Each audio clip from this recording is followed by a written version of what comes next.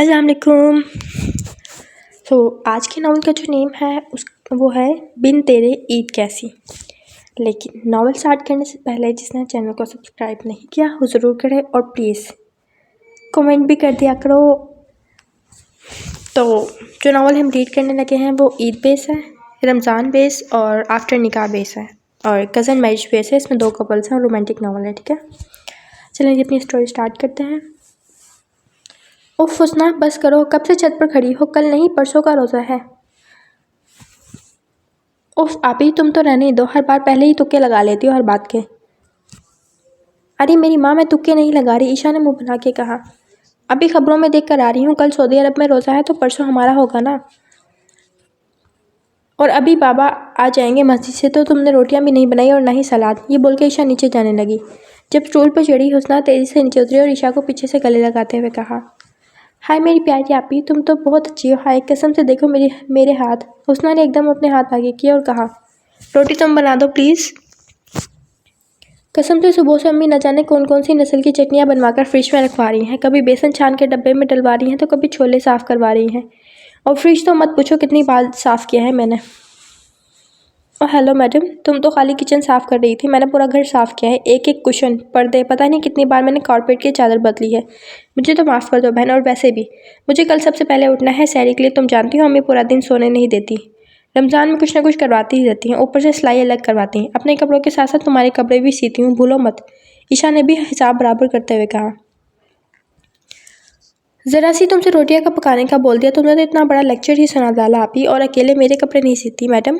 अपनी प्यारी पुप्पो जान का तो आप नाम लेना ही भूल गई, जो आपकी सास भी हैं। पुप्पो का जिक्र करते ही एक तारीख अक्स ईशा की आंखों के सामने लहराया। वो एकदम संजीदा हुई।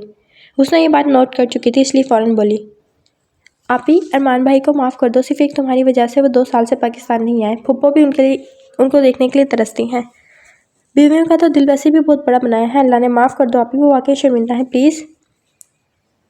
ईशा ने एक तल्ख मुस्कुराहट लिए हुस्ना की तरफ देखा और कहा, किसने कहा कि औरतों को दर्द नहीं होता, उन्हें तकलीफ़ नहीं होती? माना अल्लाह ने औरत को कुर्बानी का जज्बा, सब्र का जज्बा मर्दों से ज़्यादा दिया है, लेकिन इसका मतलब ये नहीं कि उन्हें तकलीफ़ नहीं होती। फुप्पो की तकलीफ़ मेरी वजह से नहीं।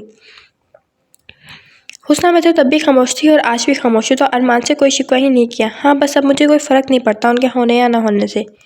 एक वक्त था जब मैं उनका हर ईद पे इंतज़ार करती थी और वो जानबूझ के बेगानगी ज़ाहिर करते। मैंने मोहब्बत दिल से की और उन्होंने शायद ज़ुबान से की थी। ये बोलकर ईशा जाने लगी, तब हुस्ना ने पीछे से कहा, आप ही अल्लाह इतनी दफ़ा माफ़ी मांगने पे अपने बंदे को माफ़ कर देता है आप, और अपने बंदों से भी यही तवक्को रखता है कि वो भी उसके बंदों को माफ़ कर दे। अल्लाह माफ़ करने वालों को पसंद करता है।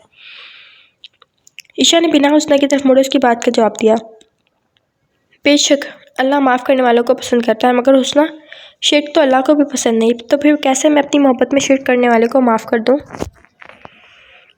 और ईशा हुस्ना को हमेशा की तरह लाजवाब कर गई।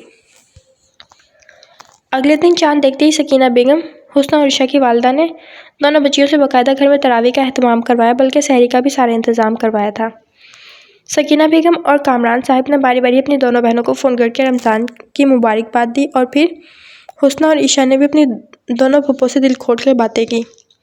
सारे कामों से फारिग होकर ईशा जब कमरे में आई तो उसका मोबाइल बजने लगा। ईशा ने मोबाइल उठाया देखने के लिए कि किसकी कॉल है, मगर मोबाइल पर नजर आता नंबर देख ईशा के सामने किसी का अक्स लहराया। ईशा का चेहरा एकदम संजीदा हुआ और मोबाइल बंद करके सोने के लिए लेट गई। हुस्ना जो कि अपनी दोस्त से गपशप में लगी थी, बात खत्म करके अंदर आई तो उसके नंबर पे कॉल आने लगी, जिसे देखकर मुस्कुराई और कॉल उठा ली। अस्सलाम वालेकुम अरमान भाई, कैसे हैं आप? रमज़ान का चांद तो देखा वहाँ? हाँ यार दिखा। अरमान की मायूस भरी आवाज़ स्पीकर से उभरी। क्या हुआ अरमान भाई, आप इतने मायूस क्यों हैं? तुम जानती हो मेरी मायूसी की वजह क्या है हुस्ना? अरमान की बात पर हुस्ना ने एक ठंडी आ भरी और कहा, जानती हूँ अरमान भाई, आज भी उन्होंने आपकी कॉल नहीं उठाई। मगर अरमान भाई ये भी तो देखें, अभी तक उन्होंने नंबर नहीं बदला अपना, और ये सबूत है इस बात का कि वो आज भी आपसे मोहब्बत करती हैं, बस आपसे नाराज़ हैं। और अरमान भाई आप जानते हैं, भले बाबा ने बाकी सब ने आपकी इस गलती को माफ़ कर दिया, मगर आपने उनकी मोहब्बत में शिर्क किया। इतना तो हक बनता है उनका नाराज़ होने का। हुस्ना की किसी बात का जवाब अरमान के पास नहीं था, इसलिए वो खामोश रहा। हुस्ना ने कान से हटा के मोबाइल देखा तो कॉल लगी हुई थी।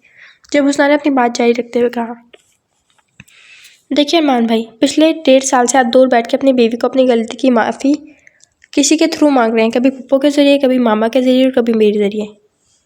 तुम कहना क्या चाहती हो हुस्ना? मैं समझा नहीं, अरमान ने पूछा।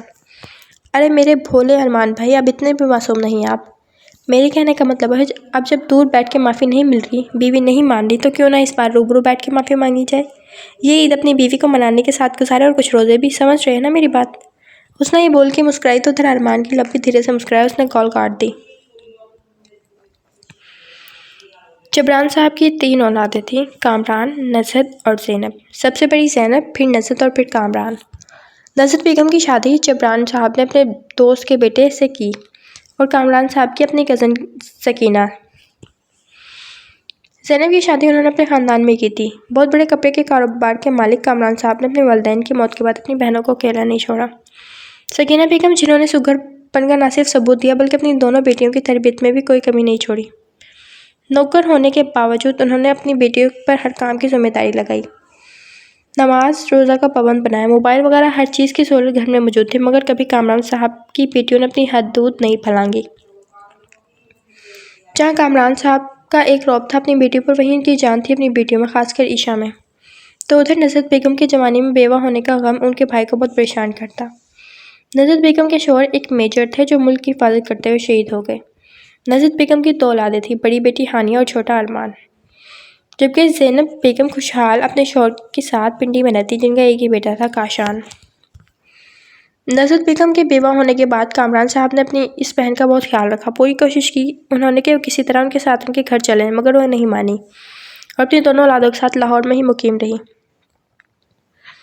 कामरान साहब ने हानिया की शादी अच्छे ख़ानदान में करवा दी और अरमान को अच्छी तालीम दिलवाई थी और आज वो बाहर के मुल्क में एक अच्छी कंपनी में जॉब कर रहा था। 2.5 साल पहले। तुम सच कह रहे हो बेटा? नज़रत बेगम ने खुश होकर अपने फूफे बेटे को कहा। अरमान ने मुस्कुरा के अपनी माँ की गोद में सर रखा और कहा, हाँ मेरी प्यारी अम्मी, मैं बचपन से ईशा को पसंद करता हूँ। थोड़ी सी दुब्बू किस्म की है, शर्माती बहुत है और मेरे सामने तो पता नहीं इसे क्या हो जाता है, घबराई रहती है, मगर फिर भी मुझे वो बहुत अजीज़ है। आप प्लीज़ मामू जान से बात करें, मैं बाहर जाने से पहले उसे अपने नाम करना चाहता हूँ। अच्छा मेरी जान, मैं भी भाई साहब को कॉल करती हूँ और उन्हें अपनी आमद का बताती हूँ। नज़रत बेगम ये कहकर उठी तो अरमान के सामने शर्माई लिजाई से ईशा का सरापा लहराया तो उसके लबों पर एक हसीन मुस्कुराहट आ गई। ईशा थकी हारी यूनिवर्सिटी से आकर भी धिप करके हुस्ना के बराबर में बैठी और आंखों में शरारत लिए उसे देखने लगी। ईशा ने एक नज़र उसे देखा और कहा, क्या बात है, बड़ी खुश हो? क्या अम्मी ने बिरयानी बनाई है आज? ईशा ने अपना सामान समेटते अपने कमरे की तरफ जाते हुए कहा, नहीं ना आपी, अब तो आपके निकाह की बिरयानी खाएंगे। और हुस्ना ने बोलते ही ज़ुबान दांतों तले दबाई तो उधर ईशा का दिल ज़ोर से धड़का और उसने कहा, क्या मतलब हुस्ना? कुछ नहीं, हुस्ना ही बोलकर जाने लगी। मैं चलती हूँ, अम्मी बुला रही हैं। जबकि पीछे से ईशा ने से आवाज़ दी, तुम्हें मेरी कसम, अगर तुमने एक कदम भी आगे बढ़ाया फ़ौरन मेरे कमरे में आओ। ये बोलकर ईशा अपने कमरे में गई तो पीछे पीछे हुस्ना भी उसके कमरे में दाखिल हुई, जबकि ईशा ने घूर कर उसे देखा और कहा, आप बताओ सच सच क्या माजरा है? एक भी बात अगर घुमा फिरा के की तो याद रखना मैं बात नहीं करूँगी। वो आप ही, हुस्ना ने अपना गला दर किया और कहा, पहले वादा करे कि आप ही तुम ये बात अपने तक रखोगे। अगर तुमने अम्मी से पूछा तो भूल भी जाना कि मैं तुमसे बात करूँगी। हुस्ना ने भी अपना मुद्दा पेश किया। हाँ नहीं पूछूंगी पक्का, ईशा ने हुस्ना को यकीन दिलाते कहा। तो हुस्ना ईशा के सामने में सोफे पर बैठी और कहा, बड़ी फूफो ने अरमान भाई के लिए आपका रिश्ता मांगा है। कल बाबा और अम्मी रात में इस मौजू पर बात कर रहे थे। मैं उनके कमरे में पानी का जग रखने जा रही थी जब दरवाजे के बाहर से सुना, और फूफो ने ये रिश्ता अरमान भाई की ख्वाहिश पे मांगा है। परसों तक फूफो ऑफिशियली आपका हाथ मांगने आएंगी। हुस्ना ने एक झटके में अपनी बात ख़त्म की तो उधर ईशा के दिल की धड़कनें उथल पुथल होने लगी कि बचपन से जिससे खामोश मोहब्बत की, अल्लाह ने उसे यूँ अचानक उसकी झोली में डाल दिया, ये तो ईशा ने सोचा भी नहीं था।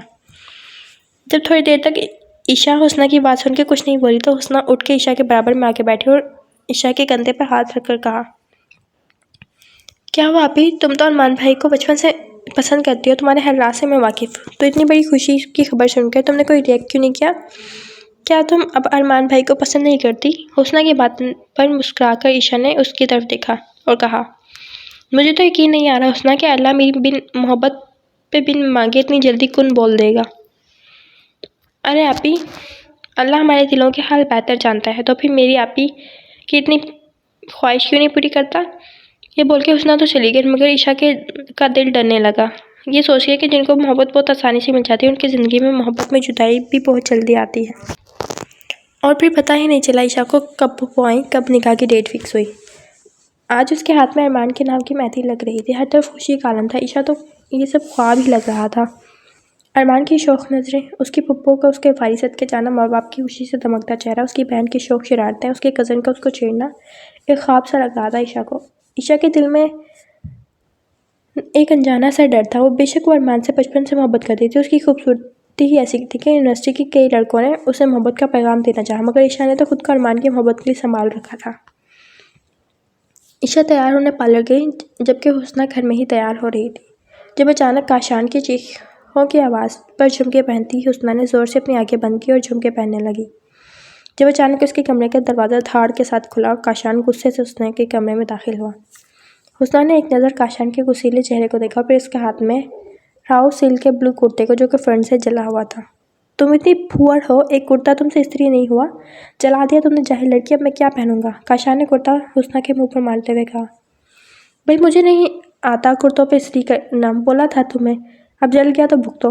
हुस्ना ने अपना दफा किया और दोबारा तैयार होने लगी, जब काशान ने एक झटके से उसका रुख अपनी तरफ मोड़ा और बेदर्दी से उसके कान से झुमका उतार के तोड़ दाड़ा और कहा, ओह सॉरी, गलती से टूट गया तुम्हारा झुमका। ये बोल के काशान कमरे से चला गया, जबकि हुस्ना हॉन्कों की तरह मुँह खोले अपने झुमके को देखने लगी।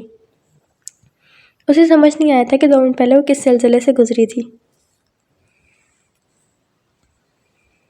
रेड और वाइट कलर की कंट्रास्ट में खूबसूरत सा रंग अंगरखा पहने ईशा पे गजब का रूप आया था, तो उधर वाइट कॉटन के सूट में अरमान भी किसी से कम नहीं लग रहा था। हल्की बेड में उसकी शान ही नहीं डाली थी। पर्दे के दोनों अतराफ वो दोनों अपनी ज़िंदगी का अहम फैसला करने आज आमने सामने बैठे थे। जालीदार पर्दे के पार से अरमान ईशा के घूंघट में छुपे रूप को दिल में उतार रहा था, तो उधर ईशा ने मजबूती से हुस्ना का हाथ थामा हुआ था और हुस्ना ये देख कर काफ़ी हैरान थी कि ईशा बाकायदा कब पका रही थी। निकाह होते ही जालीदार पर्दा उठा दिया गया और साथ में ईशा का घूंघट भी। तो पल के लिए अरमान ईशा को दुल्हन का रूप देखकर साकिन रह गया था। ईशा को अरमान के बराबर में बिठाया गया, जब अरमान ने धीरे से ईशा के कान में सरगोशी की, जाने मन आज तो चांद को भी मात दे रही हो। ये बोलकर अरमान ने हल्का से ईशा का हाथ दबाया। ईशा ने बहुत मुश्किल से अपने धड़कते दिल को रोका और अरमान के हाथों से अपना हाथ आज़ाद करवा लिया। तो उधर काशान और हुस्ना एक दूसरे के खून के प्यासे हो रहे थे। दोनों का बस नहीं चल रहा था एक दूसरे का खून कर दें। निकाह की तकरीब निमटी तो सब अभी कामरान साहब के घर ही मुकीम थे, क्योंकि 1 हफ्ते बाद अरमान की लंदन की फ़्लाइट थी।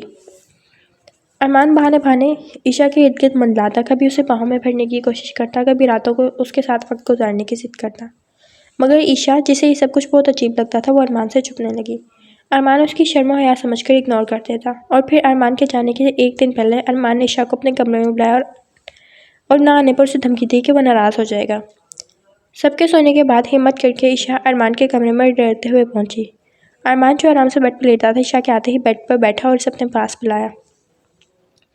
ईशा झिझकते हुए अरमान के पास गई। अरमान ने उसका हाथ अपने हाथों में लिया और कहा, बचपन से तुम्हें चाहता हूँ ईशा, मेरी मोहब्बत कब इतनी गहरी हुई मुझे पता ही नहीं चला, कब मैंने इतना बड़ा फ़ैसला कर लिया तुम्हारे साथ अपनी पूरी ज़िंदगी गुजारने का। कल मैं चला जाऊँगा और 2 साल बाद आऊँगा, क्या तुम मुझे मिस करोगी? अरमान की बात सुनकर ईशा ने गर्दन हाँ में हिलाई और नज़र उठाकर उसे देखा। और यही वो लम्हा था जब अरमान ने अपना जायज़ रिश्ता इस्तेमाल करके ईशा के लबों को छूना चाहा। अरमान इससे पहले कि ईशा के लबों को छूता, ईशा एक झटके से खड़ी हुई और कहा, रात काफ़ी हो गई है अरमान, मैं जा रही हूँ। ये बोलकर ईशा जाने लगी कि अरमान ने उसका हाथ पकड़कर अपनी तरफ खींचा और उसे बाहों में भर के कहा, तो क्या हुआ, रात हो गई है तो तुम किसी यूएफ के साथ नहीं, अपने शोहर के साथ हो। ये बोलकर अरमान ने ईशा की गर्दन पर अपने लब रखे। अरमान का ऐसा करना था कि ईशा ने भरपूर मज़ाहमत की खुद को छुड़ाने की, मगर नाकाम रही।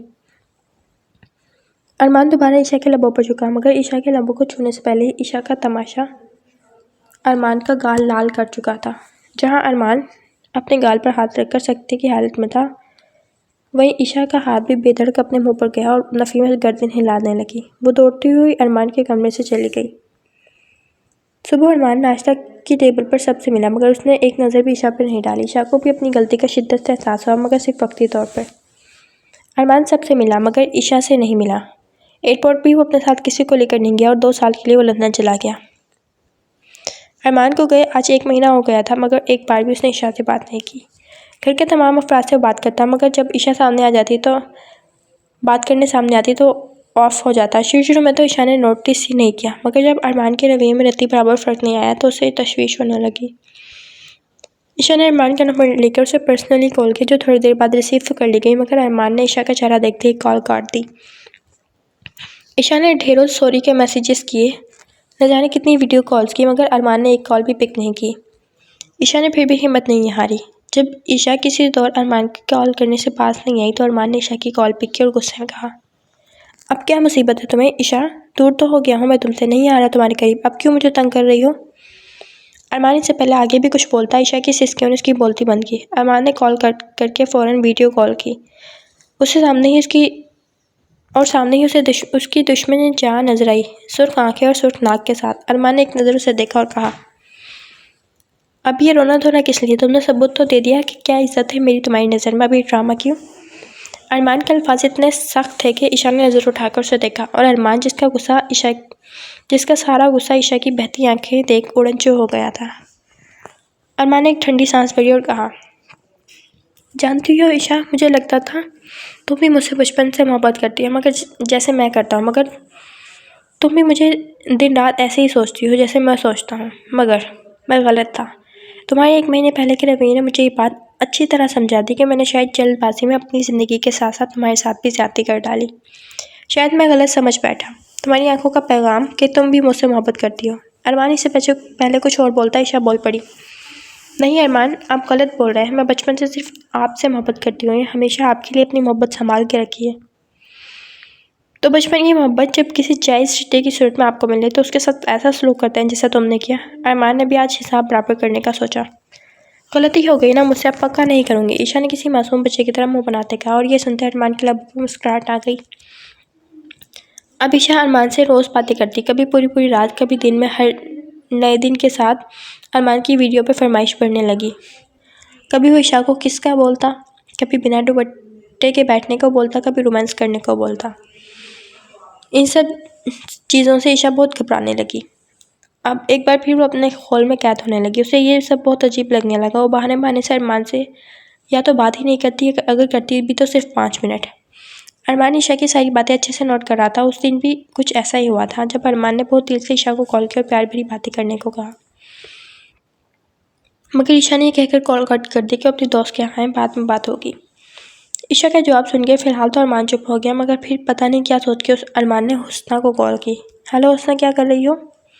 अरे वाह भाई, आज तो बड़े बड़े लोगों ने हमें कॉल किए, हुस्ना ने खुश असलूबी से कहा। हाँ बस ऐसे ही किया, और क्या हो रहा है? अरे अरमान भाई कुछ नहीं, बस स्टडी कर रही हूँ। और तुम्हारी आपी कहाँ है? अरमान ने धड़कते दिल के साथ हुस्ना से पूछा। भाई वो तो टीवी देख रही हैं, हुस्ना ने लापरवाही से जवाब दिया, और हुस्ना के जवाब पर अरमान के दिल में छन करके कुछ टूटा। उसने इधर उधर की बात करके कॉल काट दी और खुद से तैयार किया कि वो ईशा को कॉल नहीं करेगा। ईशा के भी पेपर स्टार्ट हो गया था, वो भी अपनी पढ़ाई में मसरूफ़ हो गई, और यूँ अरमान और ईशा के दरमियान 1 महीने का वक्फा आ गया। ना तो ईशा ने अरमान को कॉल किया और ना ही अरमान ने ईशा को कॉल की। ईशा जो ये सब करके समझ रही थी कि जब अरमान वापस आएगा, उसकी रुखसती होगी, तो अरमान से ना सिर्फ अपने जज्बात का इजहार करेगी, बल्कि अपने अमल से भी बताएगी कि अरमान उसके लिए क्या है। मगर कहते हैं ना कि अक्सर खुशफहमी इंसान को ले डूबती है। ऐसा ही कुछ ईशा के साथ हुआ था। जब ईशा ने अरमान से दूरी इख्तियार की, उसके जज्बात की कदर नहीं की, तो बहुत जल्द अरमान की ज़िंदगी में उसके जज्बातों की कदर करने वाली आ गई। मारिया अरमान के ऑफिस की नई कुलीग थी। अरमान से बहुत जल्द उसकी दोस्ती हो गई। अरमान जो पहले ही टूटा हुआ था, मारिया का साथ मिलते ही फिर से जी उठा। रोज़ घंटों घंटों बातें करना, साथ घूमना फिरना, अरमान की बातें उसके जज्बात मारिया के लिए मायने रखने लगे। इस सब में ईशा को तो अरमान भूल ही गया। अब उसकी ज़िंदगी में मारिया थी, जो कपड़ों से लेकर हर बात में अरमान के पसंद में ढल चुकी थी। मगर उसमें एक ख़राबी थी कि वो बहुत जल्द फ्रैंक हो जाती थी हर किसी से। ऑफिस की कई मर्दों से हंसी मजाक करती और उनके गले मिलती, मगर फ़िलहाल अरमान को इन सबसे कोई मसला ना था। तो उधर जब अरमान ने 2 महीने तक ईशा को कॉल नहीं की, कोई रब्ता नहीं किया, तो ईशा को परेशानी होने लगी।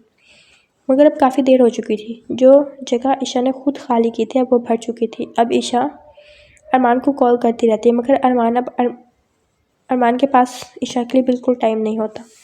और फिर वो हुआ जो किसी ने सोचा भी ना था, जब अरमान ने कहा, कि वो अपनी ऑफिस की कुलीग से शादी कर रहा है। ईशा चाहे तो खुला ले ले, अपनी ज़िंदगी गुजार ले। अरमान की बात ने जहाँ नज़रत बेगम और कारवाम साहब की दुनिया हिला दी, वहीं ईशा को लगा अगला सांस नहीं ले पाएगी। सबने अरमान को बहुत समझाया मगर बेसूर। मगर हुस्ना से अपनी आपी की हालत देखी नहीं जा रही थी। कई घंटों ईशा एक जगह को घूरती रहती। ईशा की ज़िंदगी जैसे रुक सी गई थी, मगर शायद उसे अभी तक इस बात का अंदाज़ा नहीं हुआ कि ये सब उसके अपने हाथों का क्या है। हुस्ना जब अरमान को कॉल करके उसकी की वजह पूछी तो अरमान ने सिर्फ इतना कहा कि अपनी आप ही से पूछो हुस्ना से कि वो ये रिश्ता निभाना भी चाहती है या नहीं। अरमान की बात हुस्ना के सर के ऊपर से गुजरी, मगर जब अरमान ने उसे सारी बात बताई, ईशा का झूठ बताया, तो वो खामोश हो गई। नज़रत बेगम ने अरमान से हर ताल्लुक तोड़ लिया, तो उधर मारिया जो अरमान से दिल लगी कर रही थी वो जल्द उकताने लगी। अरमान की बेचा पाबंदियाँ उसे अब बुरी लगने लगी।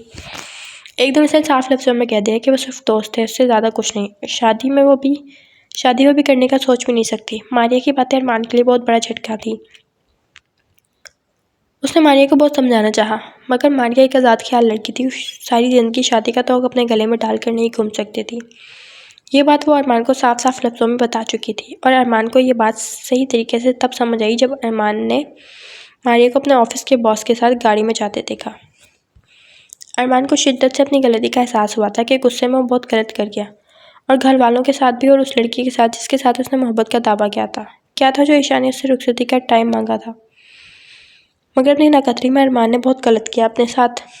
उसने कई बार अपने मामों से बात की, माफ़ी मांगी, बहुत रोया, और नज़रत बेगम तो सिर्फ माँ थी, उसे माफ़ कर गई।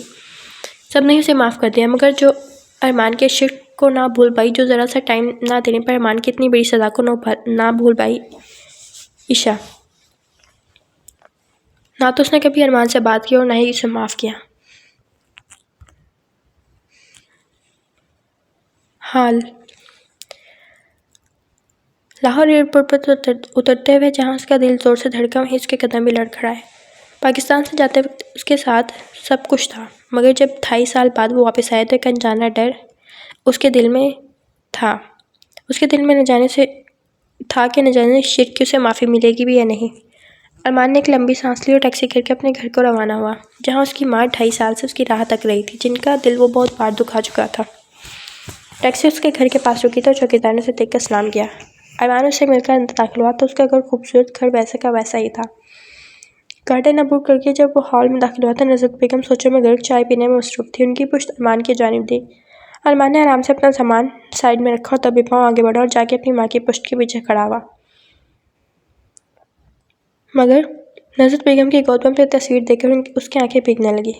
अचानक उसने नज़रत बेगम के गले में अपनी बाहें डाली और कहा, ओरिजिनल पीस से प्यार करके तस्वीर में क्या रखा है। नज़रत बेगम अचानक चौंकी और बेयकीनी की हालत में पलटकर अरमान को देखने लगी। उसका चेहरा छूते वक्त अगर नज़रत बेगम की आंखों से आंसू जारी थे तो ऐसा ही कुछ हाल अरमान का भी था। नज़रत बेगम तेज़ी से अरमान के सीने से लगकर रोने लगी।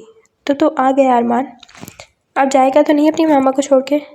नहीं मामा, परदेश में सिर्फ तन्हाई और धोखे के सिवा कुछ नहीं रखा। अब हमेशा के लिए आपके पास आ गया हूँ और बहुत जल्द आपकी बहू को भी ले आऊँगा। नज़रत बेगम ने अरमान को आराम से सोफे पर बिठाते हुए कहा, अरमान, वो माफ़ नहीं करेगी बेटा। करेगी माफ़ अम्मी। जब सच्चे दिल से माफ़ी मांगने पर अल्लाह हमारी सारी गलतियाँ माफ़ कर देता है, तो वो तो अल्लाह की बंदी है। अरमान की बात पर नज़रत बेगम ने परेशान लहजे में कहा, अरमान, शिर्क अल्लाह भी माफ़ नहीं करता। जानता हूँ अम्मी, मगर सच्चे दिल से माफ़ी मांगने पर हर गुनाह माफ़ कर देता है। बस आप मेरा साथ दीजिएगा, मुझे आपके साथ की ज़रूरत है। अरमान ने नज़रत बेगम के हाथों को चूम के कहा, मैं हमेशा अपने बेटे के साथ हूँ, मगर तुम ये बताओ, ये अचानक कैसे आए? बताया भी नहीं तुमने। अम्मी, सोचा दूर बैठ के माफ़ी नहीं मिल रही तो पास रह के माफ़ी मांग लूँ। मतलब मैं समझी नहीं बेटा। फिर अरमान ने अपनी और हुस्ना के दरमियान हुई सारी बात नज़रत बेगम को बताई। बस अम्मी, आप खाला और मामू को भी इस प्लान में शामिल कर लें। मामू से इजाज़त ले लें मेरे कराची आने की। बाकी आपकी बहू को बनाना मेरा काम है। नज़रत बेगम ने अरमान की बात पर हाँ में हाँ मिलाई, और फिर नज़रत बेगम ने कॉल करके सबको अरमान के प्लान का बताया और सब उसका साथ देने के लिए तैयार हो गए।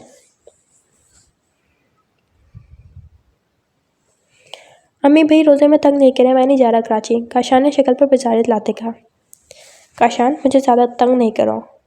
अब कुछ बोल क्यों नहीं रहे उसे? अरमान और आप कराची जा रहे हैं। उनका फ़ोन आया है, ईद भी वहीं गुजारेंगे और अरमान ईशा को मनाने जा रहा है।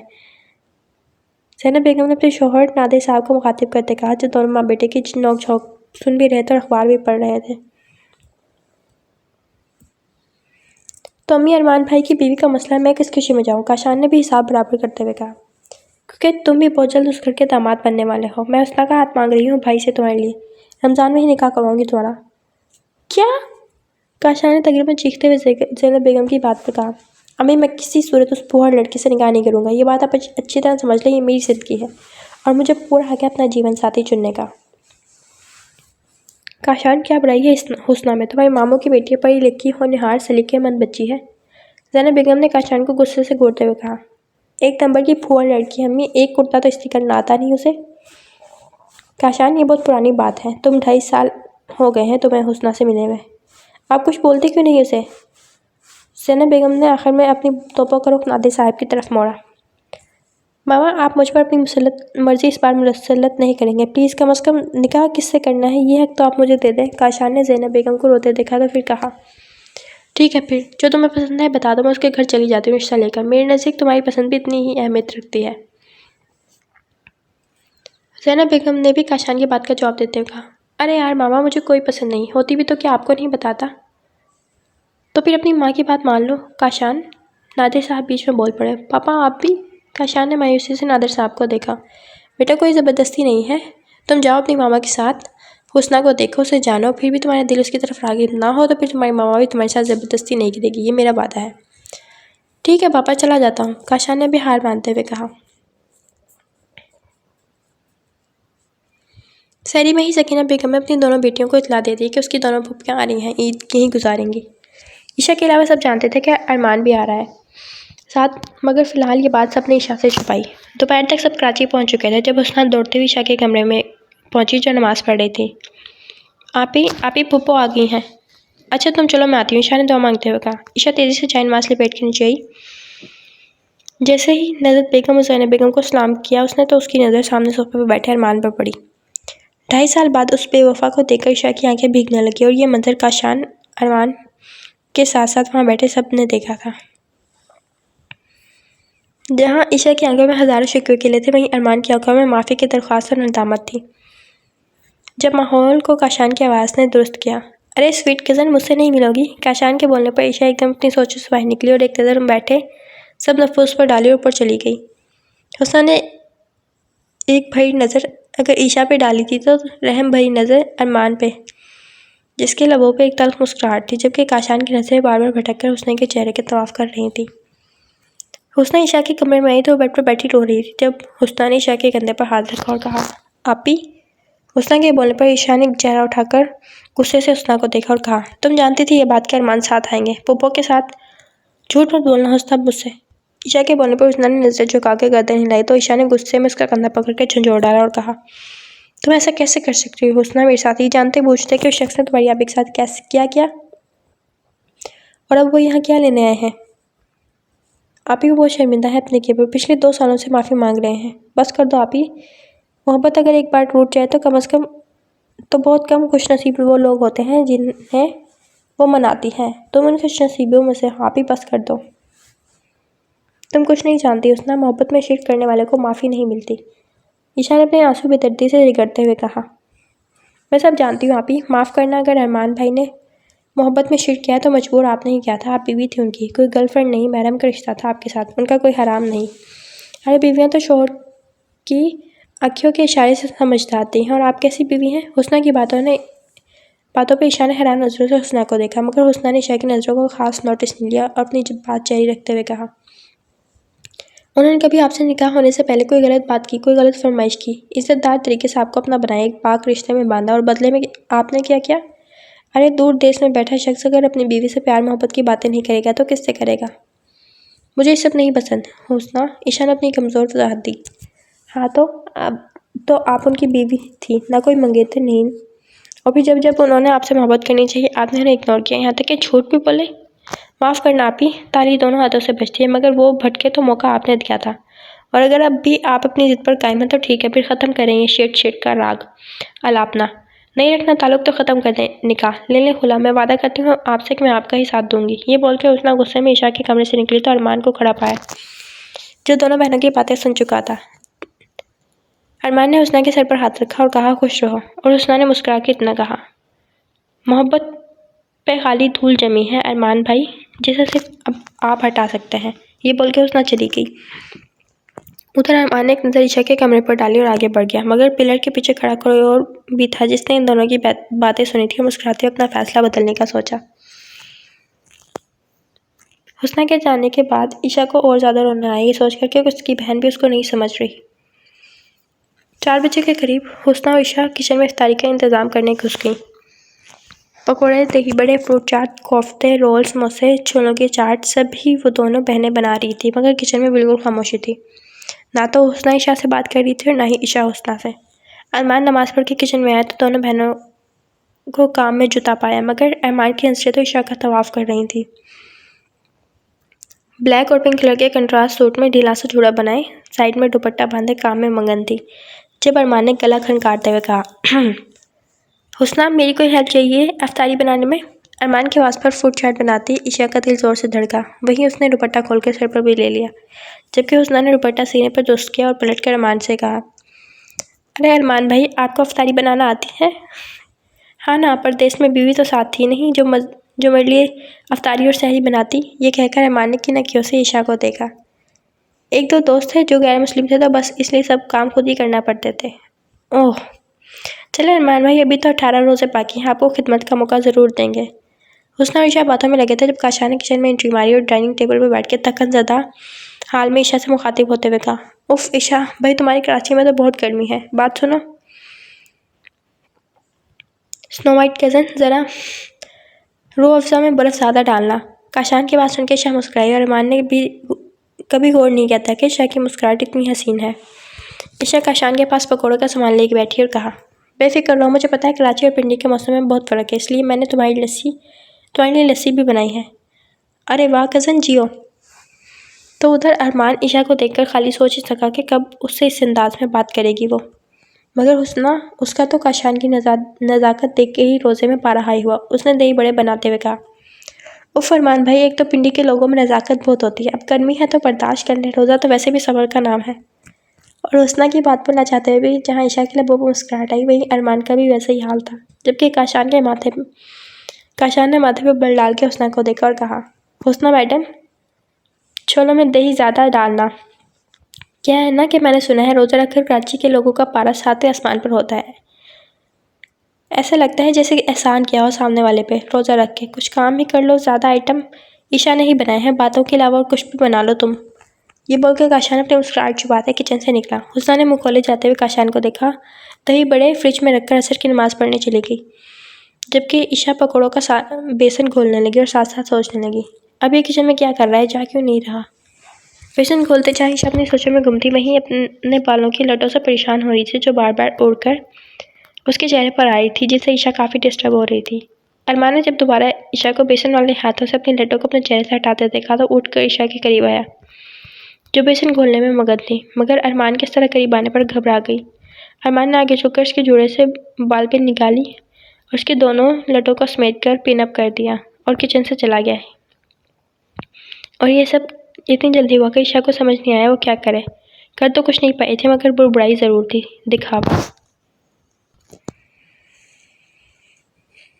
अफ्तारी खुशगवार माहौल में खाई, सभी टेबल पर अपनी अपनी बातों में मसरूफ थे, जबकि अरमान की निगाहें ईशा के गिलास पर थी जिसमें लस्सी बची हुई थी। ईशा ने जैसे ही हाथ आगे बढ़ाया गिलास उठाने के लिए, अरमान ने झट से गिलास उठाया और होंठों से लगा लिया। ईशा ने खूनखार नज़र अरमान पर डाली और खामोश हो गई। तरावी के बाद सभी सो गया था, मगर ईशा किचन समेट रही थी क्योंकि आज पारी उसकी थी। जब अरमान किचन में आया और कहा, एक कप कॉफ़ी मिलेगी, अरमान के बोलने पर किचन साफ करती ईशा का हाथ पल भर के लिए थमा और उसने कॉफ़ी बनाने के लिए रखी। अरमान वहीं बैठ के ईशा की हर हरकत को नोट कर रहा था। कॉफ़ी बनते ही ईशा ने कॉफ़ी का मग टेबल पर रखा और जैसे ही जाने के लिए मुड़ी, अरमान ने उसकी कलाई थाम ली और कहा, बस कर दो ईशा, इतनी दूर से सिर्फ तुम्हारे लिए आया हूँ, जानता हूँ गुनाह हो गया था मुझसे, मगर तुम भी जानती हो अकेले में कसूरवार सिर्फ मैं नहीं, प्लीज़ माफ़ कर दो।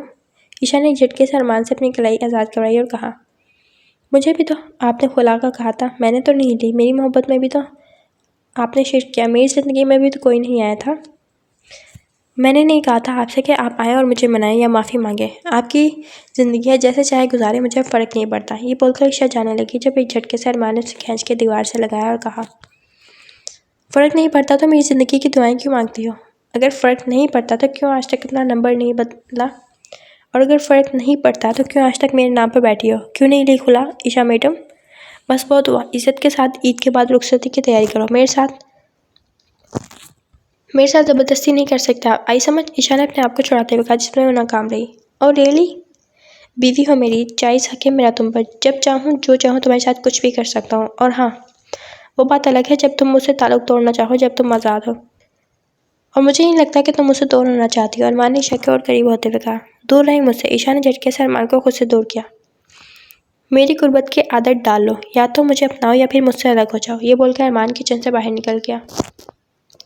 अरमान जैसे ही किचन से निकला, हुस्ना को अपना मुंतज़िर पाया। अरमान को देखते ही हुस्ना ने उसे गुड लक का इशारा किया तो अरमान मुस्कुराता अपने कमरे में चला गया। ईशा कमरे में आई तो हुस्ना अपने मोबाइल में लगी थी। 2 दिन से दोनों बहनों में बातचीत बिल्कुल बंद थी। ईशा ने आके हुस्ना से कहा, हुस्ना नाराज़ हो मुझसे? और ईशा की बात सुनकर हुस्ना ने एक नज़र ईशा को देखा, दोबारा अपने मोबाइल में गुम होते हुए बोली, नहीं, मैं कौन होती हूँ आप ही आपसे नाराज़ होने वाली? ऐसी बात नहीं है हुस्ना, तुम जानती हो तुम मेरे लिए क्या हो। ये बोल के ईशा रूहान सी हुई तो हुस्ना फ़ौरन उसके करीब आई, उसके गले से लगाते हुए कहा, आप ही, मैं बस तुम्हें खुश देखना चाहती हूँ और ये बात तुम भी जानती हो कि तुम्हारी खुशी किसके साथ है। तो ज़िद छोड़ दो आप ही, एक मौका दो अरमान भाई को। मैंने देखा है उनकी आंखों में सिर्फ पछतावा है। हुस्ना मेरे लिए बहुत मुश्किल है ये सब, और प्लीज़ तुम इस मामले में नहीं बोलोगी, वादा करो मुझसे। दिल से फैसला करने दो हुस्ना, मैं दिल से फैसला करना चाहती हूँ, बातों में आकर नहीं। उफ। हुस्ना ने एक लंबी सांस ली और कहा, ठीक है आप ही, नहीं बोलूँगी आज के बाद तुम्हें, मगर प्लीज़ फैसला वाकई दिल से करना, दिमाग से नहीं। हुस्ना बोल के चुप हुई तो ईशा ने सिर्फ हाँ में करते नहीं लाई। अगले 2 दिन काफ़ी सुकून से गुजरे थे। आखिरी अशर शुरू होने में 2 दिन बाकी थे जब काशान अपनी अम्मी के कमरे में गया, जो फ़ोन पर नादिर साहब से बात कर रही थी। काशान कमरे में बेड पे जाकर लेटा और ज़ैनब बेगम की कॉल कट होने का वेट करने लगा। ज़ैनब बेगम ने कॉल कट की जब काशान ने उनकी गोद में सर रखा और आंखें मोड़ लीं। ज़ैनब बेगम ने आहिस्ता आहिस्ता इसके सर में उंगलियां चलाईं जब काशान ने कहा, अम्मी आप यहाँ जिस मकसद के लिए आई थी वो तो आप भूल ही गई। काशान की बात पर ज़ैनब बेगम ने कहा, आज जवान लड़के के साथ ज़बरदस्ती करते हुए अच्छी लगूंगी क्या? अब जब तुम्हारी खुशी नहीं तो फिर फ़ायदा है क्या? आपसे किसने कहा मेरी खुशी नहीं? ये बात बोल के काशान के लब तो मुस्कुराए और वहीं ज़ैनब बेगम का हाथ पल भर के लिए थमा। काशान उठ के बैठा तो ज़ैनब बेगम ने बेयकीनी से उसे देखा और कहा, क्या कहा तुमने, फिर से कहो। काशान मुस्कुरा के दोबारा ज़ैनब बेगम की गोद में लेटा और कहा, मैंने यही कहा है कि आपकी निकम्मी भतीजी इतनी भी निकम्मी नहीं। आप मामू से बात करें और आज आखिरी अशर शुरू होने से पहले निकाह रख लें। हाय मैं सदके मेरी जान, मैं आज ही कामरान भाई से बात करूँगी रोज़ा के बाद। और फिर रोज़े के बाद सारे बड़े कमरे में मौजूद थे जब हुस्ना और काशान को बुलाया गया।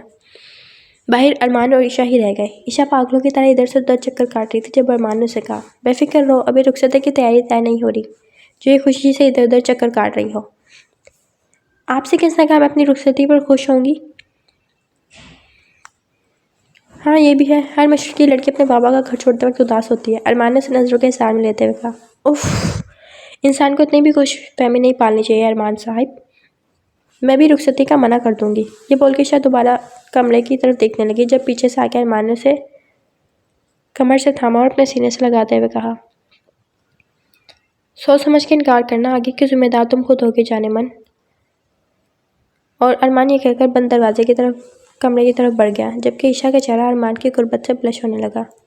अब उसे अरमान का करीब आना बुरा नहीं लगता था, मगर अना का एक खोल था जिसे शायद तोड़ने में ईशा हिचकिचा रही थी। बंद कमरे में होने वाली मीटिंग में यह तय पाया कि 2 दिन बाद काशान और हुस्ना का निकाह था और ईद के बाद दोनों बहनों की रुखसती। यह खबर जहाँ ईशा के लिए खुशी का बाइस थी, वहीं ईशा के लिए सवालिया निशान, क्योंकि अभी तक अरमान की तरफ से उतना दिल साफ नहीं कर पाई थी। जबकि माँ बाप के फैसले पर हुस्ना ने खुशी खुशी सर तो झुका लिया, मगर उसे काशान की तरफ से इस बात की उम्मीद नहीं थी। 2 दिन कैसे गुजरे पता ही नहीं चला। सुबह हुस्ना के हाथ में काशान के नाम की मेहंदी लगी तो वहीं ईशा के हाथों में सकीना बेगम ने ज़बरदस्ती मेहंदी लगवाई। अफ्तारी के बाद निकाह का इंतज़ाम रखा गया। ब्लड रेड कलर के ब्रांडेड सलवार सूट के ऊपर जहाँ सूट पे जहाँ हुस्ना पे तो टूट के रूप आया था, वहीं मैरून कलर के कुर्ते में काशान की भी शान निराली थी। तो उधर रायल ब्लू कलर की मैक्सी में ईशा अरमान की दुनिया एक बार फिर हिला चुकी थी। निकाह की रस्मात के बाद ईशा के गले लग के हुस्ना खूब रोई, तो उधर आज कामरान साहब और सकीना बेगम की आंखें भी भीग गई। दोनों बेटियों के फर्ज से आज दोनों सबको दोष हो गए थे। अरमान ने किसी बेटे की तरह हर जिम्मेदारी संभाली। ईशा की नकियों से अरमान की सारी भाग दौड़ देख रही थी। सभी खुश थे अरमान से, बस ईशा के दिल में ही उसका मैल धुल के ही नहीं दे रहा था। निकाह साथ खैरियत से निपटा तो सभी बाहर लॉन में बैठे हैं। सहरी में वक्त कम था, इसलिए सोने का कोई फ़ायदा नहीं था। ईशा सबके लिए किचन में चाय बनाई थी और हुस्ना कमरे में चेंज करने चली गई। मुसलसल अपने दुपट्टे से उलझती हुस्ना रोने को थी जब कमरे का दरवाज़ा खुला। हुस्ना समझी ईशा होगी, इसलिए बिना देखे बोल पड़ी, यार आप ये पिन देखो कहाँ अटक गई है, दुपट्टा उतर ही नहीं रहा, बहुत हैवी सूट है यार, मुझे गर्मी लग रही है। ये बोल के हुस्ना दोबारा दुपट्टे से उलझने लगी जब काशाना आगे बढ़ के उसके दुपट्टे की पिन निकाली और दुपट्टा झटके से हुस्ना के पैरों में आ गिरा। हुस्ना ने झुक के दुपट्टा जैसे ही उठाया तो शीशे में ईशा की जगह काशान का अक्स देखकर वो शर्मा कर नगा झुका गई। तो उधर काशान भी बिना दुपट्टे के हुस्ना के हसीन सरापे को देखकर नजरें चुरा गया। हुस्ना ने वही दुपट्टा अपने सीने पर फैलाया और काशान से कहा, कोई काम था आपको? काशान ने उसके सरापे में भरपूर नजर डाली और कहा, नहीं, मिलने आया था अपनी बीवी से जो निकाह का सुनते ही 7 पर्दों में चुप गई थी। काशान की बात सुन के हुस्ना ने अपने दिल में कब से मचलता सवाल पूछ लिया, आपने मुझसे शादी करने को क्यों कहा पप्पो को? काशान को हुस्ना की इसी सवाल की तवक्को थी। काशान हुस्ना के थोड़ा और करीब आया तो हुस्ना के कदम खुद ब खुद पीछे को उठा, वो ड्रेसिंग से लग गई। काशान ने झुक के उसके गालों को चूमा और कहा, क्योंकि मैं चाहता हूँ तुम सारी ज़िंदगी मेरे कुर्ते जलाती रहो। ये बोल के काशान ने जेब में से रिंग निकाल के हुस्ना को पहनाई और कहा, निकाह मुबारक हो मिसेस काशान। ये कहकर काशान कमरे से चला गया। हुस्ना के लबों को एक हसीन मुस्कुराहट ने छुआ तो अपना चेहरा अपने हाथों में ही छुपा गई। आखिरी अशरा तेजी से गुजर रहा था। जहाँ ईद की तैयारियां जारी थी, वहीं ईशा और हुस्ना की रुखसती की तैयारी भी ज़ोरों शोर से जारी थी। काशान रोज़ कुछ न कुछ हुस्ना को दिलाने बाजार ले जाता। कभी वो लोग सहरी बाहर करते, कभी रोज़ा बाहर खोलते, कभी डिनर बाहर करते। तो उधर अरमान हमेशा किसी के रेफरेंस से ईशा को शॉपिंग पर लेकर जाता था। आज भी वो ईशा को लेकर मार्केट आया था। दिल खोल के ईशा को शॉपिंग कराई, मगर उसके लबों पे मुस्कुराहट नहीं ला पाया। अरमान अब थकने लगा था। वो हर मुमकिन कोशिश कर चुका था, मगर नाकाम रहा ईशा का दिल जीतने में। आज जागने की रात थी, इबादत की रात। ईशा तरावी पढ़ के सोई नहीं, तो उधर पर्सनल प्रॉब्लम की वजह से हुस्ना को तो ना रोज़े रखने थे और ना ही इबादत करनी थी, तो सोई पड़ी थी। ईशा किचन में कॉफ़ी बनाने आई तो नज़रत बेगम को किचन में खड़ा पाया। अरे पप्पू, आप इस वक्त किचन में क्या कर रही हैं? कोई काम था तो मुझे बता देती। बेटा काम तो नहीं था, मगर शायद तुम नहीं करती, इसलिए मैं खुद ही किचन में आ गई। ऐसा भी क्या काम था पप्पू, आप बताएं, मैं कर देती हूँ। बेटा वो असल में अरमान को बहुत तेज़ बुखार है, नज़ले से सर में और दर्द है और नाक में भी बहुत दर्द हो रहा है। बहुत बोला उसे दवाई लेने का, मगर नहीं सुन रहा। अभी भी बुखार में है तो सोचा थोड़ी सी चाय भी पिला दूँ ज़बरदस्ती, ताकि दवाई दे दूँ। पप्पू आप चाय आराम करें, मैं देख लेती हूँ। ईशा ने पप्पू को किचन से रुखसत किया और कॉफ़ी स्लाइस और दवाई लेकर अरमान के कमरे की जानिब बढ़ गई। ईशा ने धड़कते दिल के साथ अरमान के कमरे में कदम रखा तो माथे पर हाथ रखे लेटा था। कमरा के दरवाजे खुलने पर अरमान समझा कि नज़रत बेगम होंगी, इसलिए वो बोल पड़ा, यार अम्मी, मैंने आपको मना किया है ना कि मुझे दवाई नहीं खानी, बार बार डिस्टर्ब नहीं करें प्लीज़। ये बोलकर अरमान ने करवट ले ली, मगर जब आने वाला कुछ देर तक कुछ भी ना बोला तो अरमान ने पलट के देखा तो ईशा सादे से चॉकलेट सूट में नमाज की तरह दुपट्टा ओढ़े ट्रे हाथ में नहीं करी थी। पल भर के लिए अरमान चौंक गया था। अरमान ने एकदम करवट ली और सीधा होकर कहा, मैंने अम्मी को मना किया था मुझे दवाई नहीं लेनी, उन्होंने खामखा तुम्हें तकलीफ़ दी। अरमान की किसी बात का जवाब ईशा ने नहीं दिया। वो खामोशी से ट्रे अरमान के सामने रखकर खुद भी बैठ गई। पहले स्लाइस और कॉफ़ी दी और उसके बाद उसे मेडिसिन खिलाई।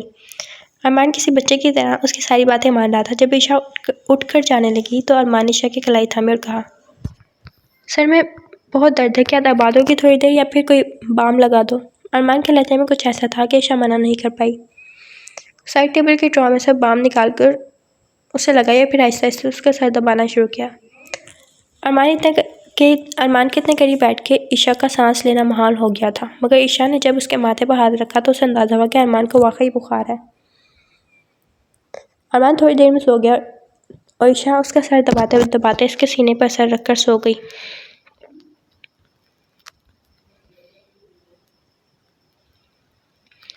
सहरी के टाइम पे अलार्म पे हुस्ना की आँख खुली। भले रोज़ा नहीं रखना हो मगर वो सहरी तो बनानी थी उसे। हुस्ना ये सोच के किचन में आई कि ईशा किचन में होगी, मगर वहाँ दोनों पप्पो को देखकर वो हैरान हुई। नज़रत बेगम से कहा, अरे पप्पो, आप क्यों बना रही हैं सहरी? मुझे उठा देती और आप ही कहाँ हैं? अरे बेटा, रात अरमान की तबीयत ठीक नहीं थी, उसे मेडिसिन देने गई थी, शायद थक गई हो इसलिए अपने कमरे में हो। तुम देखो उसे, हम सहरी बना लेंगे। नज़रत बेगम की बात पर हुस्ना अरमान के कमरे में पहुंची। दरवाज़ा हल्का सा खुला था। हुस्ना ने दरवाज़ा खोलकर अंदर झाँका तो उसे यकीन नहीं आया। जहाँ उसे खुशी हुई वहीं हैरत भी, क्योंकि ईशा अरमान के सीने पर सर रख के सो रही थी और अरमान का हाथ ईशा की कमर पर था। ये मंजर देखकर हुस्ना के लब मुस्कुराए और बिना उन लव बर्ड्स को डिस्टर्ब किए वो कमरे से बाहर निकलने लगे। जब काशान से टकराते टकराते बची। काशान ने हुस्ना को अरमान के कमरे से ऐसे निकलते देखा तो पूछा, ये चोरों की तरह तुम अरमान के कमरे से क्यों निकल रही हो? हुस्ना ने अपनी मुस्कुराहट दबाई और काशान को कहा, आप भी अंदर जाएंगे तो वापस मेरी तरह ही आएंगे। हुस्ना की बात पर काशान ने आबरू उठाकर उसे देखा और कमरे के अंदर चला गया, मगर वो भी 2 सेकंड बाद हुस्ना की तरह कमरे से बाहर निकला और अरमान के नंबर पर कॉल की। बेल की आवाज़ में अरमान की नींद में खलल पड़ा। उसने अपने मोबाइल उठा के कान से लगाया जब काशान की आवाज़ उभरी, लव बर्ड्स, अगर रोमांस ख़त्म हो गया हो तो उठ जाएं, सहरी के टाइम हो गया है। ये बोलकर अरमान ने कॉल कट कर दी। इससे पहले वो काशान की बात समझता, अपने सीने पे सोए ईशा पे उसकी नज़र पड़ी और उसे काशान की बात का मतलब समझ आया। ईशा किसी मासूम गुड़िया की तरह अरमान के सीने से लगकर सो रही थी। शायद रात काफ़ी देर तक वो अरमान का सर दबाती रही, जब भी मोबाइल की आवाज़ पर भी उसकी आंख नहीं खुली थी। अरमान ने ईशा के चेहरे पर आए बाल हटाए और प्यार से ईशा को आवाज़ दी, ईशा, ईशा। अरमान के पुकारने पर ईशा की एकदम आंख खुली और अपनी पोजीशन को महसूस करते हुए फ़ौरन अरमान से अलग हुई और नीचे को भागी। सहरी में जहाँ काशान और हुस्ना के लबों पर अरमान और ईशा को देख के शरारती मुस्कुराहट थी, वहीं ईशा का चेहरा हर किस्म के जज्बात से आरी था। दोपहर के वक्त हुस्ना को शदीद भूख और प्यास का एहसास हुआ। उसने इधर उधर का भरपूर जायजा लेकर 2-3 सेब और एक पानी की बोतल लेकर ऊपर छत की तरफ दौड़ लगाई, मगर वो काशान की नज़रों से नहीं बच सकी। ईशा स्टोर रूम में बैठकर मज़े से सेब से इंसाफ कर रही थी जब स्टोर रूम का दरवाज़ा खुला और काशान एकदम अंदर आया। काशान को अंदर आता देख हुस्ना के हाथों से सेब छूट कर नीचे गिरा और उसका दिल चाहा कि वो फ़ौरन मंजर से गायब हो जाए। काशान आराम से हुस्ना के बराबर में आके बैठा और कहा, आज का रोज़ा नहीं रखा हुस्ना? तो हुस्ना ने बहुत शर्मिंदगी के साथ नफ़ी में गर्दन हिलाई। क्यों? काशान ने पूछा। वो मुझे रोज़े रखना ही नहीं है, हुस्ना ने गर्दन नीचे करके जवाब दिया। ओह, समझ गया कि क्यों नहीं रखते रोज़े, मगर इस तरह छुप के क्यों खा रही हो? ये तो अल्लाह की तरफ से है, सबके सामने खाओ पियो। काशान की बात पर हुस्ना ने हैरान होकर काशान को देखा और कहा, भले ही अल्लाह की तरफ से हो काशान, मगर शर्म हया भी किसी चीज़ की नाम है।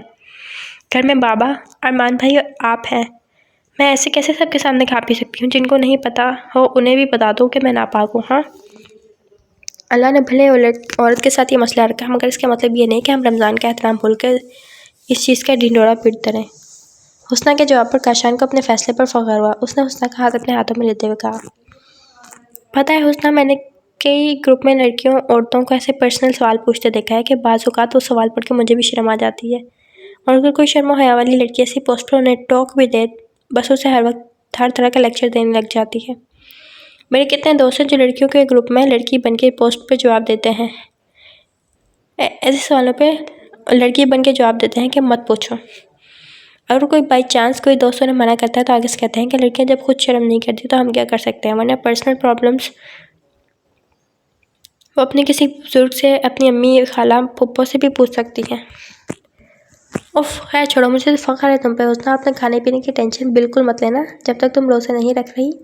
रोज़ाना इसी टाइम स्टोर में आ जाना, यहाँ रख जाऊँगा मैं तुम्हारे लिए खाने का सामान। अब तुम मेरी बीवी हो,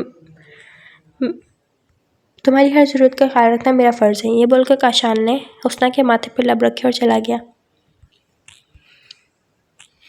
ईद में एक दिन बाकी था। अरमान बहुत खुश था।